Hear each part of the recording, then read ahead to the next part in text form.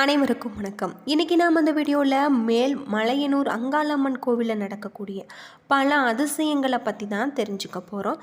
Video ரொம்பவே பயனுள்ளதாக இருக்கும். வீடியோவை கடைசி வரைக்கும் ஸ்கிப் பண்ணாமல் பாருங்கள். நம்ம சேனலில் நீங்கள் இன்னும் சப்ஸ்கிரைப் பண்ணலைன்னா மறக்காமல் சப்ஸ்கிரைப் பண்ணிவிடுங்க. அங்காளம்மனுக்கு போற்றி அப்படின்னு சொல்லிட்டு மறக்காமல் கமெண்ட் பண்ணுங்கள். வாங்க வீடியோக்குள்ளே போகலாம். ஒரு முறை பிரம்மாவின் மனைவியான சரஸ்வதி பார்வதி மற்றும் சிவபெருமானுக்கு சாப விமோசனம் பெற்ற பார்வதி விஷ்ணுவை வேண்டிக் கொள்ள அவரும் அவளை மேல்மலையனூரில் இருக்கக்கூடிய நதிக்கரையில் சென்று 5 தலை நாகமாக புற்றில் இருந்தால் சிவபெருமான் அங்கு வந்து அவளுக்கு சாப விமோசனம் தண்டு மீண்டும் மணப்பார் என்றிருக்காங்க. அவர்கள் கூறியது போலவே அங்கு வந்த பார்வதி வெகு காலம் சிவனுக்காக காத்திருந்தார். சிவனும் மேல்மலையனூரில் இருந்த நதியை தாண்டி வந்தபோது அகோர உருவில் பாம்பாக இருந்த பார்வதி மேலும் சிவபெருமானுக்கு சாப விமோசனம் பெற்றாங்க. அந்த நேரத்தில் தான் மேல்மலையனூர் அதி பயங்கர உருவுடன் இருந்தவாறு அங்கு வந்து அவளை வேண்டி துதிக்கும் பக்தர்கள் சாப விமோசனம் மற்றும் அவர்களுக்கு ஏற்பட்ட தீமைகளை அழித்து பக்தர்களுக்கு ஏவப்பட்ட பில்லி சூனிய தீமைகளை ஒழித்து அவர்களுடைய நலனை காத்தருள கொண்டு இருப்பேன் எனவும் கூறிவிட்டு மறைந்திருக்காங்க. இதனால தான் பார்வதி அந்த இடத்திலேயே பூமியில் புற்று பாம்பாக உள்ளதாக ஒரு ஐதீகமும் நம்பிக்கையும் இருக்குது அப்படின்னே சொல்லப்படுது. இந்த கோவில் பல்வேறு சிறப்புகளை கொண்டிருக்கக்கூடிய வகையில் சொல்லப்பட்டிருக்கு. ஆதி காலத்தில் சிவபெருமான போன்று பிரம்மாவுக்கும் 5 தலைகள் இருந்தது. தோற்றத்தில் சிவபெருமான போன்று இருந்த அவன் ஒரு சமயம் கைலைக்கு சென்றான். வந்திருப்பது தனது பதியே என நினைத்து பார்வதி தேவி பிரம்மனை வணங்கி அவனுக்கு பாதை பூஜை செய்தார். அந்த சமயம் சிவபெருமான் வந்து சேர்ந்திட பார்வதி தனது தவற்றை உணிந்தார். பிறகு பிரம்மனுக்கு தண்டனை அளிக்க உறுதி கொண்ட பெருமாளை வணங்கி சுவாமி இங்கு தங்கல போன்று உள்ளான். அறியாமல் நான் செய்த பூஜைக்கு அவன் மறுப்பதும் தெரிவிக்கவில்லை. அதற்கு தண்டனையாக அவனது ஒரு தலையை நீங்கள் கொய்துவிட வேண்டும் என்று வேண்டி பணிந்தார். பெருமாள் பிரம்மனிடம் ஒரு தலையை கிள்ளி எறிந்தார்.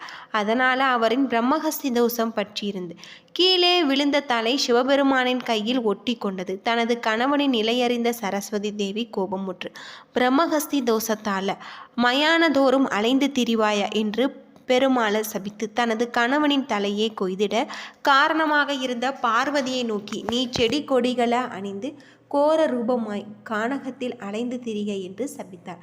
பிரம்மஹஸ்தியால் பீடிக்கப்பட்ட சிவபெருமானின் கையில் விழும் உணவை பிரம்ம கபாலம் புசித்த துவங்கியது. இதனால் உண்ண எதுவும் கிடைக்காமல் இறைவன் பசி தாங்காமல் காடு மலையெல்லாம் அலைந்து திரிந்தான்.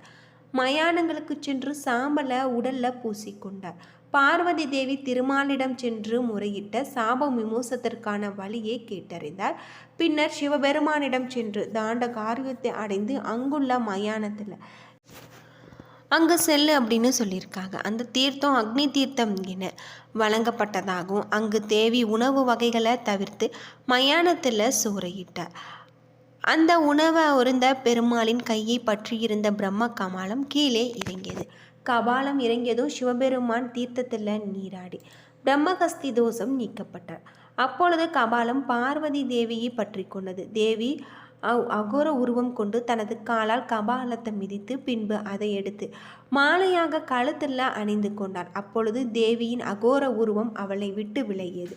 இந்த திரு உருவமே அங்காள பரமேஸ்வரி அம்மன் கோவிலில் நடைபெறுவதாக சொல்லப்படுது.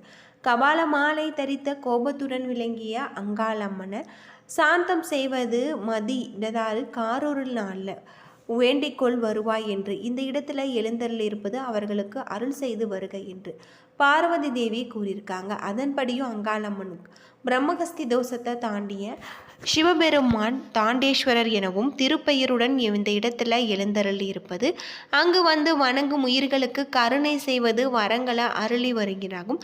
பிரம்மஹஸ்தி தோஷம் கொண்ட சிவன் பூங்காவனத்தாய் இருப்பினும் மலையனூரில் வந்து இரவுல தங்கி இருப்பதாலும் இங்கு மகா சிவராத்திரி அன்று அழைக்கப்படுவதாகவும் சொல்லப்படுது.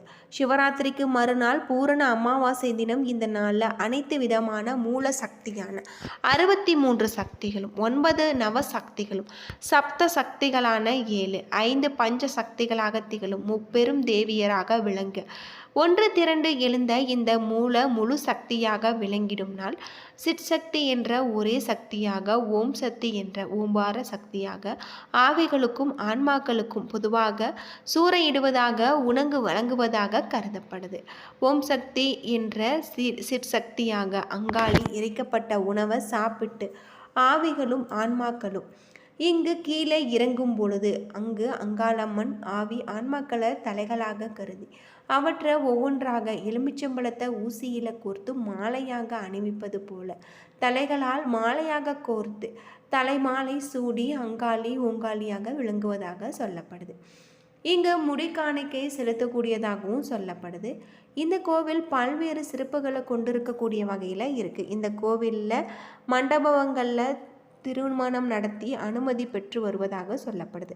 ஆன்மீக புத்தகங்கள் நாளோடும் கொண்ட நூலக வசதி இந்த கோவிலில் இருக்குது. தினசரி 300 நபர்களுக்கும் அமாவாசை தினத்தன்று 500 நபர்களுக்குமே அன்னதானம் வழங்கப்படுது. ஆடி வெள்ளிக்கிழமை நவராத்திரி, கார்த்திகை தீபமும், தைப்பொங்கல், மாசி மாத தேர் திருவிழாவும் இங்கு முக்கிய திருவிழாக்களாக இருக்குது. அமாவாசை நாட்களில் ஆலயத்தில் கூட்டம் நிரம்பி வழியும். கருவறையில் உள்ள புற்றே தேவியாக வழிபட்டு பூஜிக்கிறாங்க. வருடாந்திர உற்சவத்தின் போது கிராமத்தினர் புதிய தேரில் அவளை உட்கார வைத்து ஊர்வலமாக எடுத்து செல்லப்படுவதாகும். பௌர்ணமி தினங்களில் அந்த ஆலயம் பக்தர்கள் வந்து வணங்க 24 மணி நேரம் திறந்து வைக்கப்படுவதாக சொல்லப்படுது.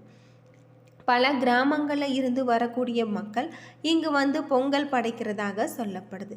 மார்ச் பிப்ரவரி மாதங்களில் அங்காள பரமேஸ்வரி அம்மனுக்கு நடைபெறும் வருடாந்திர திருவிழாவின் பொழுது மயான கொள்ளை என்ற பெயரில் பெரிய விழா நடக்கும் பொழுது பக்தர்கள் அங்கு பலதரப்பட்ட தானியங்களை கொண்டு உணவை சமைத்து அங்கு அங்காள பரமேஸ்வரிக்கு அர்ப்பணிக்கிறாங்க அப்படின்னும் சொல்லப்படுது. மயானத்தின் அவளை ஆதரிக்கிறதாகவும் சொல்லப்படுது.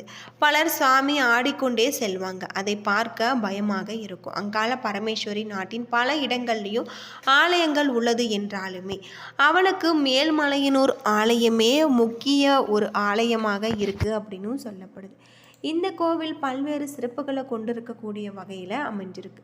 கணவனை பிரிந்திருப்பவர்கள் மற்றும் கணவனின் தொந்தரவுக்கு ஆளாக இருப்பவர்கள் இங்கு வந்து அங்காள பரமேஸ்வரியை வழிபட்டால் பிரச்சனை தீரும். அம்மனுக்கு அபிஷேகம் செய்வது, வஸ்திரம் அணிவிப்பது, நேர்த்திக்கடன் செலுத்துவது போன்றவை நிறைவேற்றலாம். இந்த கோவில் காலை 6 மணி முதல் இரவு 9 மணி வரை, அமாவாசை என்று இரவு முழுவதுமே நடை திறந்திருக்கும் அப்படின்னும் சொல்லப்பட்டிருக்கு. பல்வேறு சிறப்புகளை கொண்ட ஒரு கோவிலாக தான் மேல்மலையனூர் அங்காளம்மன் கோவில் அமைஞ்சிருக்கு அப்படின்னு சொல்லலாம். விழுப்புரம் மாவட்டம் மேல்மலையனூரில் பிரசித்தி பெற்ற அங்காளம்மன் கோவில் இருக்குது. தினமுமே ஆயிரக்கணக்கான பக்தர்கள் வராங்க. அமாவாசை என்று லட்சக்கணக்கான பக்தர்களும், ஆடி மாதம் வெள்ளி மற்றும் ஞாயிற்றுக்கிழமைகளில் லட்சக்கணக்கில் பக்தர்கள் வந்து அம்மனை தரிசனம் செய்கிறாங்க. கிரேத யுகம், ரேத யுகம், துவாபர யுகம், கலியுகம் 4 யுகங்களுக்கு முன்பு மணியுகம் ஒன்று இருந்ததாகும். இந்த யுகத்தில் சிவபெருமானும் பிரம்மாவும் தலா 5 தலைகள் இருந்ததாக தல புராணத்தில் சொல்லப்பட்டிருக்கு. தனக்கு 5 தலைகள் இருப்பதாக சிவபெருமானுக்கு சமமான வரங்களை தான் அளிப்பதாக பிரம்மாவுக்கு ஆணவம் ஏற்பட்டது. அந்த ஆணவத்தை அகற்ற பார்வதி நினைத்திருக்காங்க. அதன்படி பிரம்மன் வரும்பொழுது நாதா என்று அழைத்திருக்காங்க. அதற்கு பிரம்மன் அனைத்தையும் உணர்ந்த பார்வதி தன் கணவன் யார் என்று தெரியவில்லை எனவும் சிரித்திருக்காங்க. இதனால பிரம்மனின் ஆணவத்தை அழிக்கவே இங்கு ஆட்கொண்டதாக சொல்லப்படுது. ஏன்னு நண்பர்களே, இந்த வீடியோ உங்களுக்கு பயனுள்ள ஒரு தகவலை தந்திருக்கும்னு நினைக்கிறேன்.